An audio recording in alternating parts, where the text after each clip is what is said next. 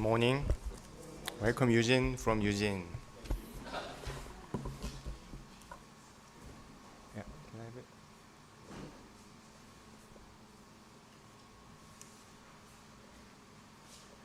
So we are continuing the Jesus-like series, the study series.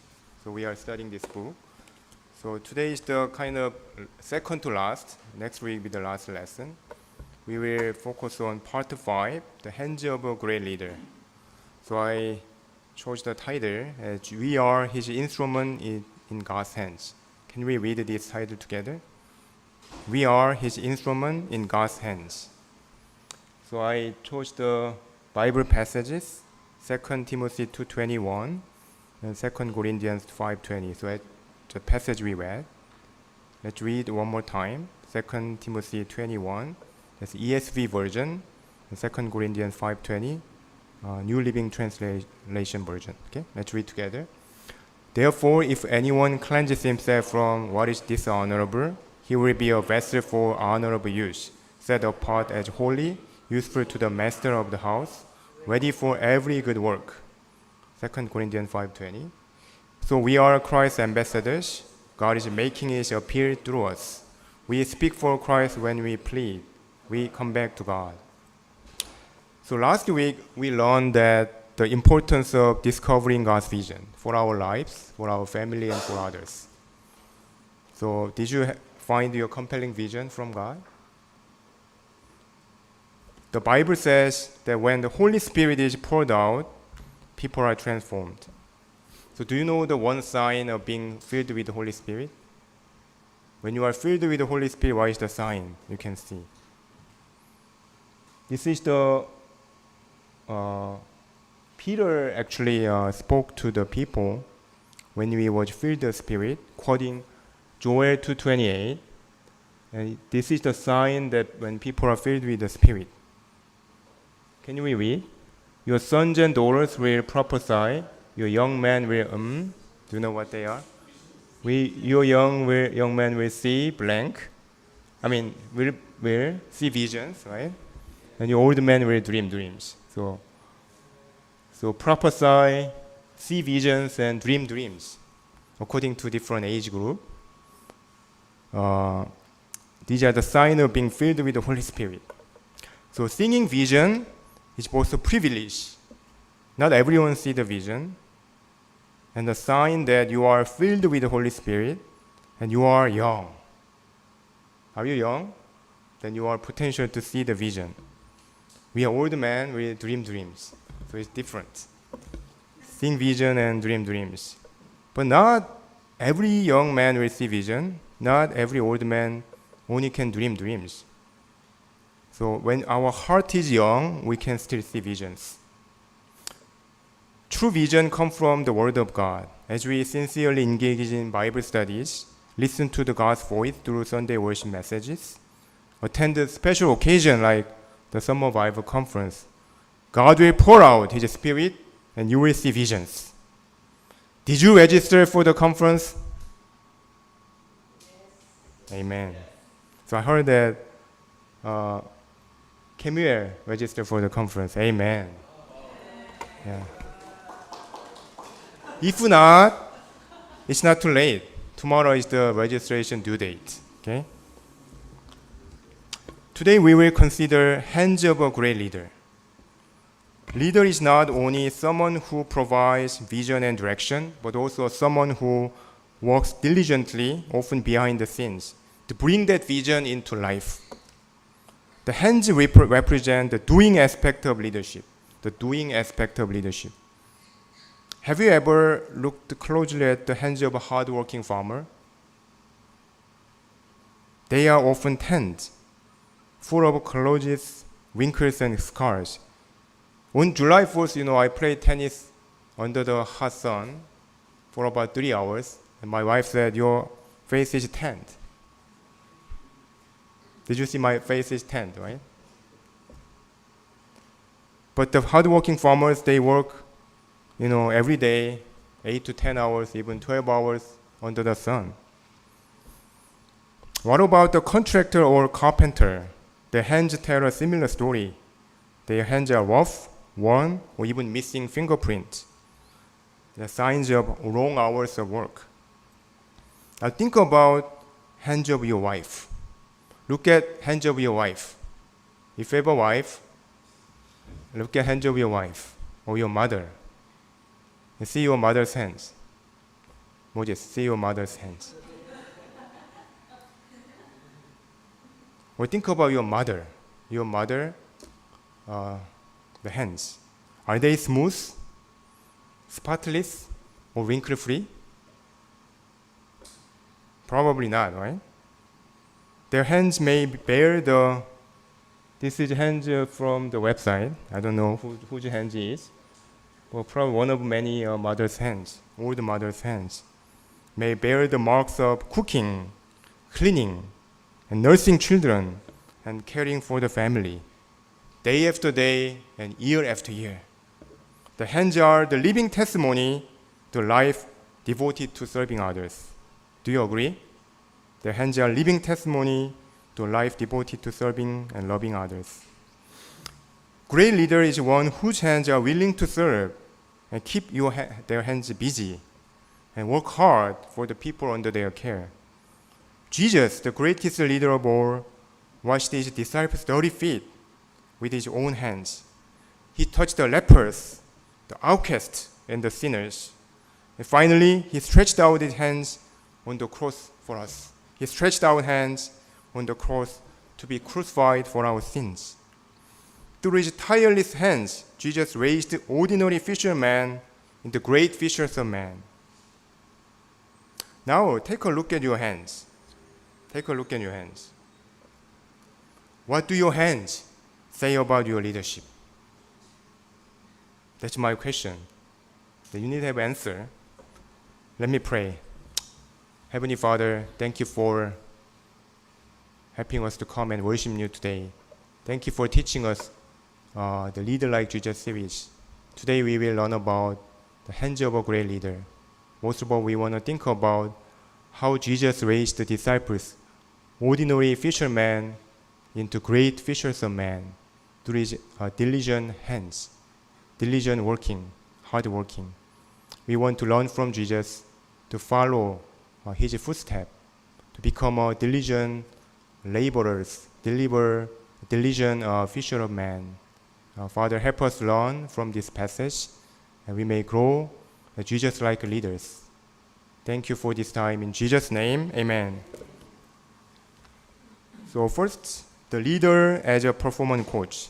So you may not like the term performance coach, but performance coach by definition help you perform well, right? Performance coach help them perform well. Such a coach will often understand your full potential, strengths and weaknesses. They pinpoint areas for growth, challenge your comfort zone, and help you reach your maximum potential. But not all coaches can do this, and not all players are willing to receive that training. But effective coaches are essential for any players striving to reach the top. One example is Andrew Agassi. So he was, do you know Andrew Agassi? He was one of the tennis players. He was an old man. He was born in 1970 in Las Vegas into a family obsessed with tennis. His father, a former Olympic boxer from Iran, was determined to make him a champion, pushing him from a young age, sometimes hitting 2,500 balls a day on a homemade court. So you can imagine how hard he practiced. Agassi had incredible natural talent. He had incredible hand-eye coordination. So at the age of 13, he was sent to Nick Bollettieri Tennis Academy. Bollettieri was so impressed that he told Agassi's father, "Take your check back. He's here for free." So he gave a free lesson. Agassi rose quickly through the junior ranks, became a global tennis star. But inside he struggled. He resented the pressure, and he rebelled against his father, and missed a normal childhood, questioned the meaning of tennis in his life. Though he reached the world number one in 1995, eventually lost motivation and dropped out of top 100. And he rock bottom, physically, emotionally, and spiritually. His turning point came through coaches who believed in him. Yeah, his name is Brad Gilbert. His tennis coach taught him how to play smart, with the strategy, consistency, and mental toughness. Gil Reyes, his strength coach and mental coach, also helped him rebuild his body and confidence. Reyes became like a second father, guiding him through grueling tennis sessions, compete with younger players. In one of the greatest comebacks in sports, Agassi won 5 Grand Slam titles after age of 29. Wow. Competing a career Grand Slam, meaning he won all 4 majors, Australian Open, French Open, Wimbledon, and US Open, right? He became one of only 8 men in tennis history to do so. Agassi returned to World War #1, retired as one of the greatest players of all time. He became a tennis coach to the Coco Gauff as well. Late Dr. Samuel Lee, our UBF founder, was known as a tough performance coach. I heard he often trained the shepherd, especially those with leadership potential, with a great intensity, pushing them to their limit. The training methods were unique and rigorous. I just heard from people and I read some stories. He often trained them with boxing training, green beret training. I don't know what he did, but testimony training and dead dog training, and messenger training, and even eating training. My dad was one of his trainees. In his 30s, he was very skinny. He weighed less than 110 pounds. So Dr. Lee prescribed him ginseng chicken soup, 삼계탕, ginseng chicken soup training. So he had to eat 삼계탕 100 times. That was his mission. My dad did gain weight, but afterward he said he could never look at it the same way again after eating 100 times of 삼계탕. Even so, under Dr. Lee's intense training and coaching, many world-class servants of God were raised. These stories remind us that great performance requires great coaching. Whether in sports or in ministry, leaders who are willing to challenge, support, and stretch others play an important role in helping others reach their full potential. So let's think about we as coachings. We are coaching steps. There are head coach, there are assistant coach, there are physical coach and mental coach. If you need any help, contact us. We are coaches. We are here to help you. This book mentions about 3 roles of a performance coach: performance planning, day-to-day coaching, and performance evaluation. Let's look at performance planning. This is the leadership side of servant leadership. Performance planning is about setting direction and defining clear goals. This responsibility lies primarily with the leader. When Moses received the 10 Commandments, he went alone. He didn't bring any people. When Jesus set the course of his ministry, he didn't rely on group consensus. He didn't ask, "What do you think of my vision?" While collaboration is important, vision ultimately flows from leadership. If there is not clear communication of what a good job will look like when it is accomplished, somebody will end up frustrated, the leader, the follower, and both. This is quoting from the book. Servant leader must define the goal and communicate it clearly and consistently. So what is our ministry goal this year? Do you remember our year keepers? That's my fault. I didn't communicate clearly. Look at the banner. Ministry goal is the grace of God appeared, and to do good, to do what is good. Saved by grace living by grace, demonstrating faith through good works. So Titus 2:11 and 12. This is our ministry goal. So we practice. So grace of God appeared, the doing what is good. We are called to be salt and light in this world. So we are halfway through the year. If you've forgotten this goal, this is the time to remember and renew your commitment. By the grace of God, we are saved. So to the good, to the what is good. To living as a salt and light. Second, day-to-day coaching. This is the servant side of servant leadership. Even with great performance planning, we sometimes fail as leaders if we don't help others perform well. Day-to-day coaching is about observing, encouraging, and offering redirection when needed. Once goals are communicated, we don't say, "Good luck," and walk away. We become cheerleaders, encouragers, and supporters. I witnessed this spirit of cheerleading spirit in Washington UBF in May during the volleyball tournament. And again in June after youth mission trip to Pittsburgh. So when I visited them, parents showed up to cheer and celebrate their children, their accomplishment. Their encouragement made a visible impact. In the same way, servant leaders help others flourish with a consistent support. True servant leadership is not about our own success. It's about helping others get an A on their final exam. I think that's what missionary Moses said last message. Helping others get an A on their final exam. But what does that mean, get an A on their final exam?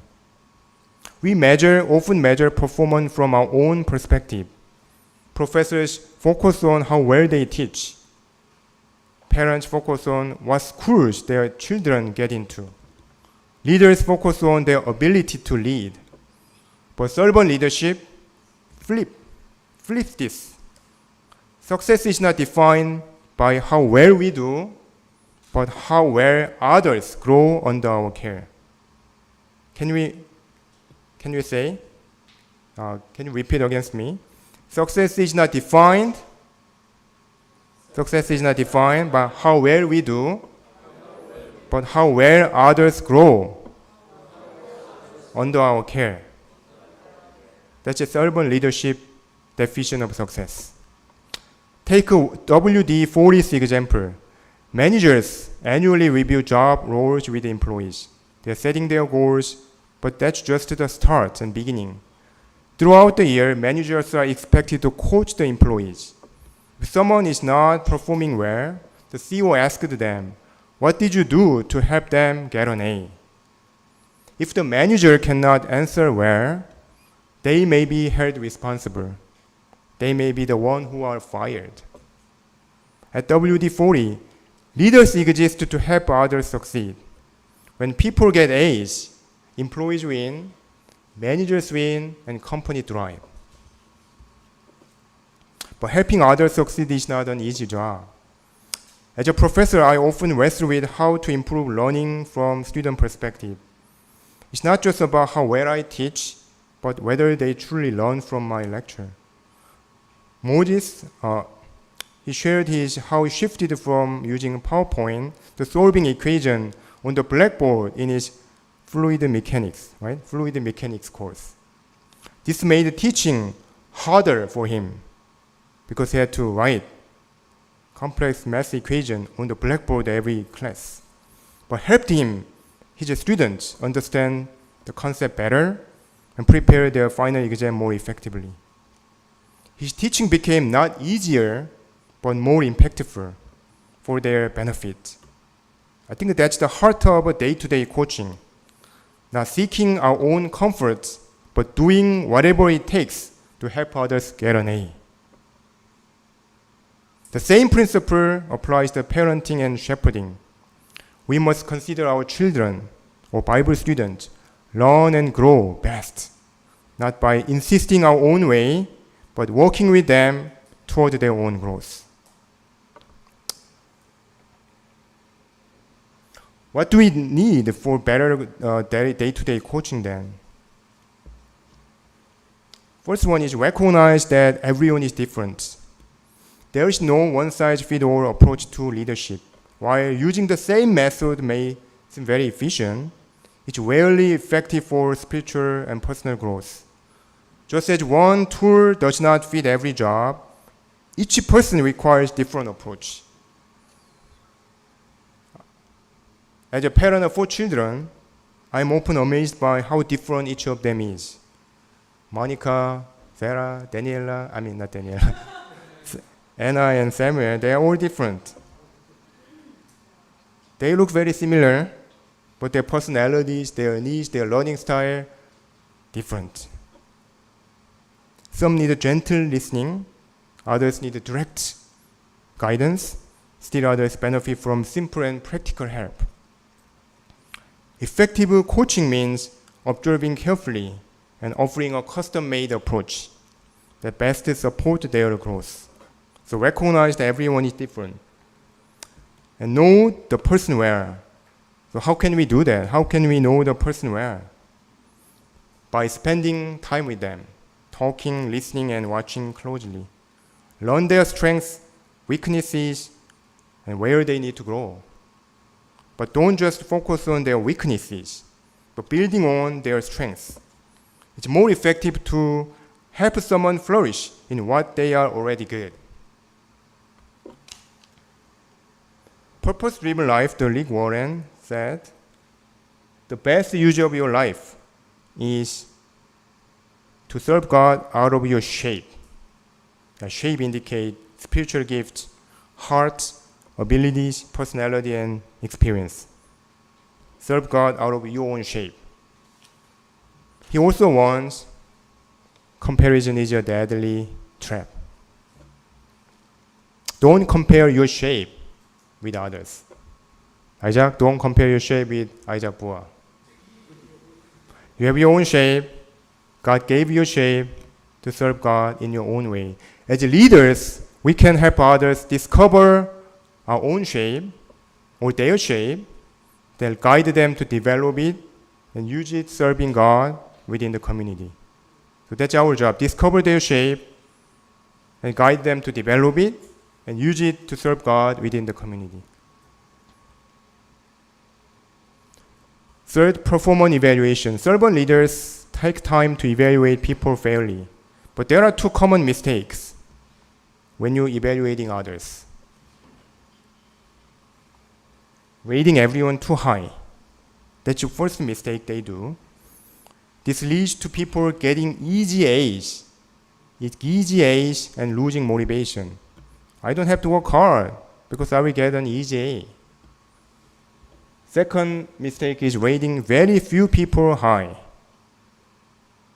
This discourages people, making them feel like they never succeed, they never get an A.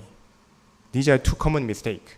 Rating everyone too high, rating very few people high.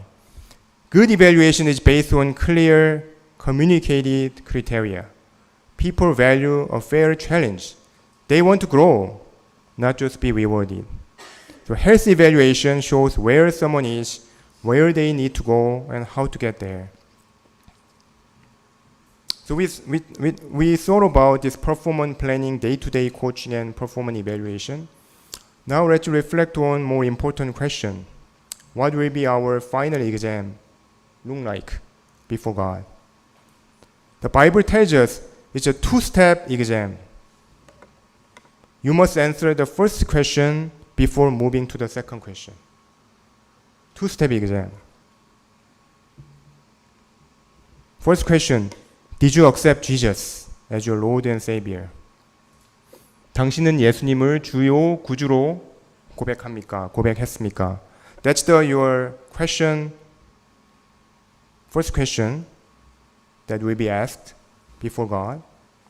This question determines your eternal destiny.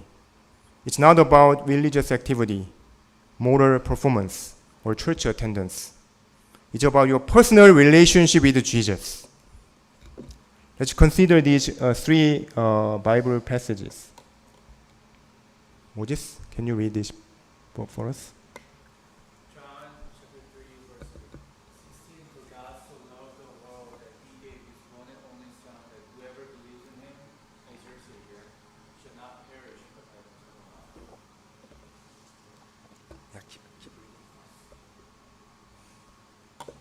John 17, verse 3, now this is eternal life, that they know you, the only true God, and Jesus Christ, whom you have sent.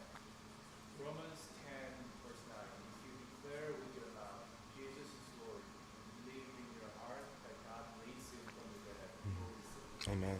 So these three verses are very important to think about. Did you accept Jesus as your Lord and Savior? If your name is not found in the book of life, according to the Revelation 20, nothing else will matter. Your identity and your eternal destiny depends on your answer to this question. Did you accept Jesus as your Lord and Savior? If you don't have clear answer yes to this question, there is no second question. If you answer this question, then here is another second question. Did you live according to the gospel and obey his will? 당신은 복음 진리에 순종해서 살았습니까? So this question is about your response to the gospel you received. If you truly received Jesus as your Lord and Savior, did your life reflect that faith and confession? Let's consider these Bible verses. Isaac Lemty, can you read that for us? Matthew 7:21. Not everyone who says to me, Lord, Lord, will enter the kingdom of heaven. Only the one who does the will of my Father who is in heaven. 2 Corinthians 5:10. We must all appear before the judgment seat of Christ, so that each of us may receive what is due us for the things done while in the body, whether good or bad. James 1:22. Do not merely listen to the word and so deceive yourself. Do what it says. Amen. This is not about earning salvation, because we are saved by grace, not by works. It's about how we responded to the grace of God, how we respond to the gospel message we have received and accepted. According to the parable of the talents, Matthew 25, God is not interested in how much you are given. You may be given 1 talent, 2 talents, or 5 talents. But God is interested in how faithfully you used that talents that was given to you. Whether it is 1 talent, 2 talents, 5 talents, doesn't matter. The servant with 1 talent was rebuked, not because he had little, but because he did nothing with his talents. God won't compare you to others. God will ask you what you did with what he gave you. Your time, your gift, your resources and opportunities. Let me ask you again. Let me say one more time. God will ask what you did with what he gave you. Your talents, gift, resources and opportunities. Did you live for his kingdom or for your own comfort? Or did you pursue his will or your own desires? So think about these 2 questions. Question 1, did you accept Jesus as your Lord and Savior? If you answer yes, second question, did you live according to the gospel and obey his will? So this is ongoing question and answer. We have to keep answering the question until we face Jesus. Part 2, leadership journey from Court Commission. This model,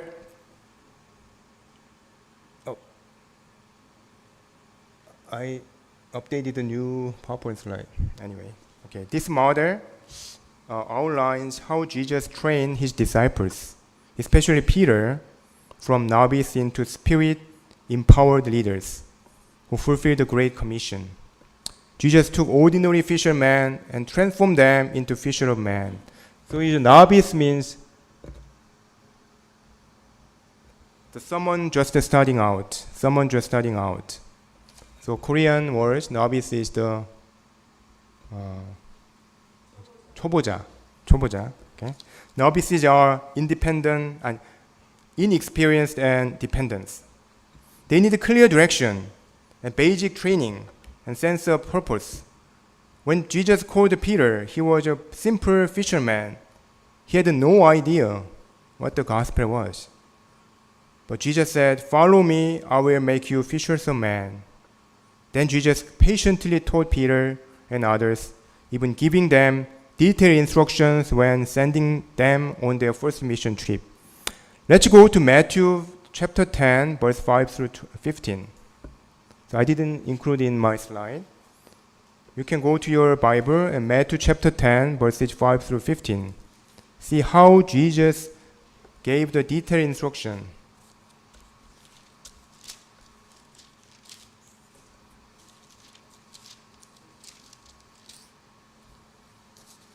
Just like parents give their young children what you should do when the first thing they do, right? You see that with Jesus' heart, Jesus knows they're inexperienced, so he gave them detailed instruction.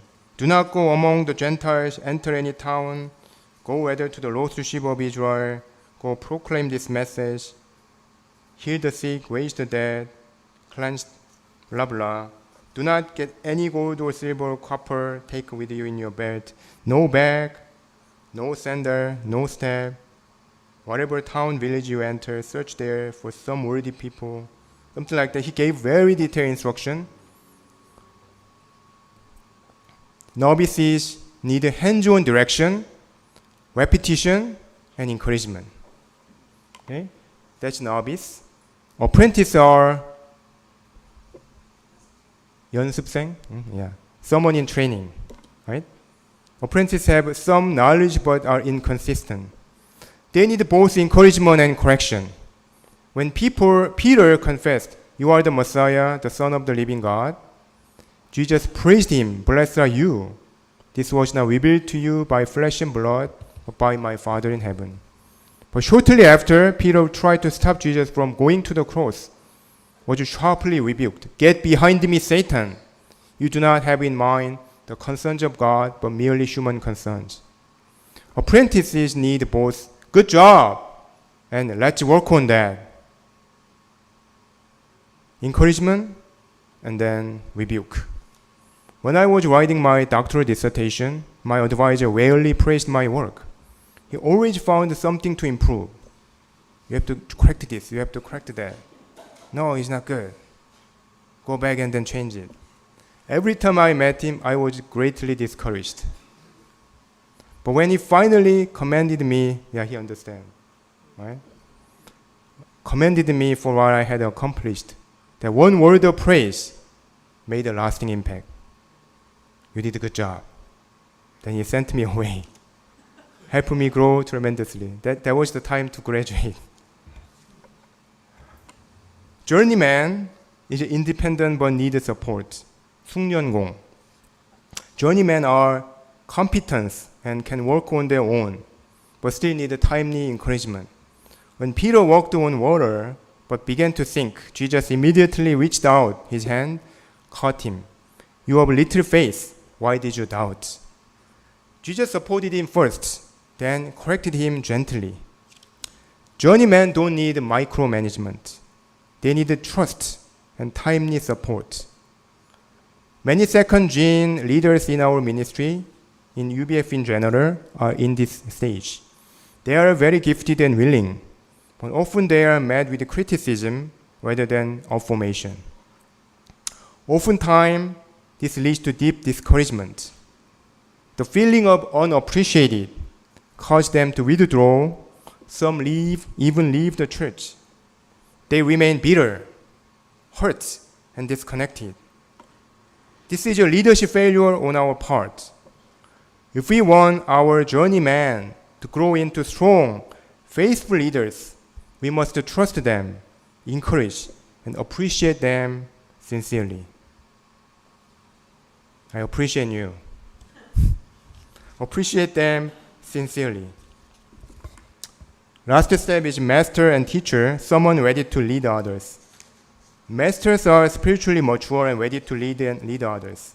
What they need is commissioning, trust, and continued support. After Peter denied Jesus, the risen Christ restored him with the words, "Do you love me? Feed my lambs." Jesus didn't dwell on his past failure, but affirmed Peter's calling, then commissioned him and the others. "Go and make disciples of all nations, and surely I am with you always." At Pentecost, Peter received the Holy Spirit, preached boldly, "Repent and be baptized, every one of you, in the name of Jesus Christ, for the forgiveness of sins. You will receive the gift of the Holy Spirit." That day, 3,000 people were baptized. Delegating is not abdicating. To delegate is to assign responsibility while staying relationally, spiritually connected. To abdicate is to abandon them with no further support. Jesus gave Peter responsibility, but he stayed connected through the Holy Spirit. Likewise, as leaders, we must entrust them while remaining present to support and work with them. This is how we raise up next generation leaders, just like Jesus did with Peter, delegating them, not abdicating. In my leadership journey from call to commission, I began as a clueless novice. Even though I grew up as a second gen and PK, pastor's kid, even though I had heard who Jesus was and what the gospel meant, I couldn't confidently say yes to the question, "Did you accept Jesus as your Lord and Savior?" Spiritually, I was a novice. I think I was below novice. There is no term. I was sub-novice. Through a time of military training with the late Shepherd Philip Lee's support, my parents' prayer, God placed me in a situation where I had no choice but to cry out to God for help. There I encountered God personally, found my calling. From there, God gradually helped me to serve in Annam 7, where I was trained as an apprentice. Under the shepherding of Pastor Nehemiah Kim, he was Barnabas Kim at the time, and Shepherd Bahali, I came to know Christ more deeply and began to grow in faith and mission. Yet I was still young and immature in many ways. In 2005, I was sent out to Toledo as a student missionary. Later in 2013, I moved to Philadelphia as a professor shepherd. I became a journeyman, able to work independently, but still very much in need of affirmation and timely support. By God's grace and under the leadership of Bishop Moses and James, I was able to grow into a master and teacher, ready to teach, lead, and serve, raise others as leaders. Looking back, I clearly see how God's patient training and support of faithful leaders guided me through each step, from novice, apprentice, journeyman, and master and teacher. My journey is still ongoing, but I thank God for His calling and His commissioning, transforming a novice like me into a servant leader for His glory. Amen. What stage are you in?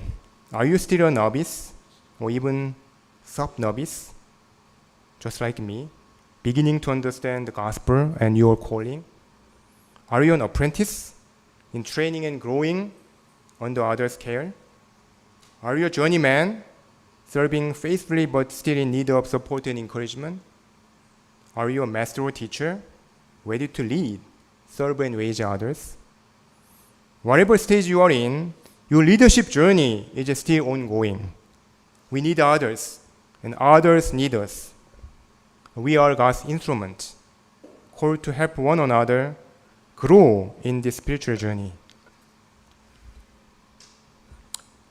While studying this part, I discovered two powerful identities that define who we are as a servant leader.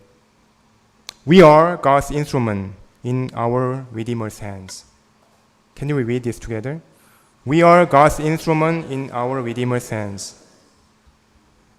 2 Timothy 2:21 says, Therefore, if anyone cleanse himself from what is dishonorable, he will be a vessel for honorable use, set apart as holy, useful to the master of the house, ready for every good work.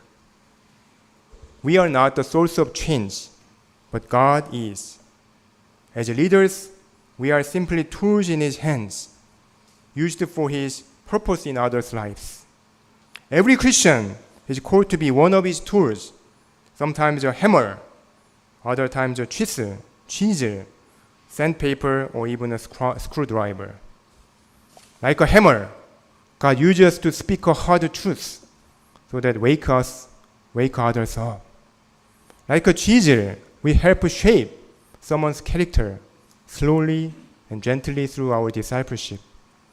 Like a sandpaper, God uses us to smooth out someone's rough edges through our kindness and unconditional love.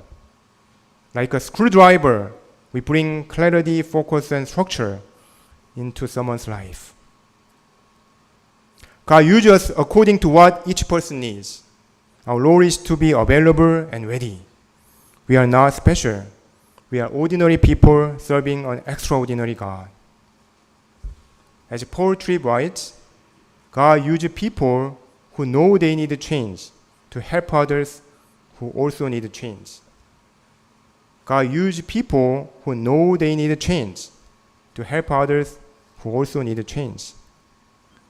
Ministry is not just strong people helping the weak people, but needy people helping each other by the grace of God. We are needy people, but we are saved by grace.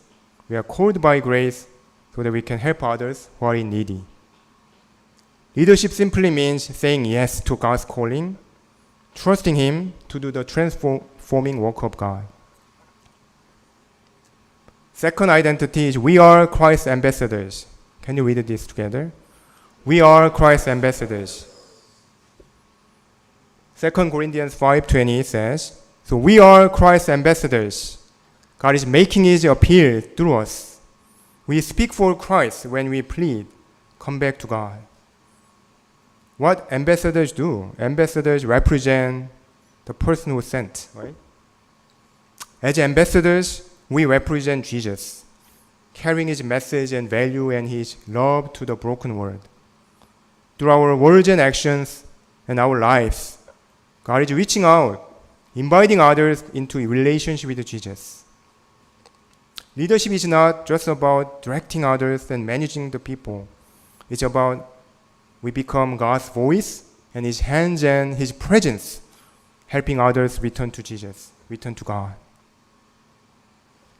So let us remember who we are. We are not the Savior, but we are His instruments. We are not the King, but we are His ambassadors. Whether we are leading the Bible study, raising children, or mentoring a student, or serving in a church, we are God's instruments, sent to point people to Christ. We are called, we are sent out, we are used, not because we are worthy, but because God is good. So our attitude should be, so what should be our attitude? Well, I don't care. It should be our attitude. Our attitude should be, here I am, Lord. Use me as your instrument. So that should be our attitude. Here I am, Lord. Use me as your instrument. May we be humble, faithful, and ready to serve people around us. Amen. Let me pray. Father, we thank you for teaching us this important truth. We are God's instrument in our Redeemer's hands. We are not special, but we are called by God, by His grace alone. We can help others that they grow, they find Christ, and they meet Jesus personally. Please use us as your instrument. Help us to be humble, faithful, and willing to serve others whenever they need, and we may continue to grow as Jesus-like leader. Thank you, Father, for this time. In Jesus' name, amen.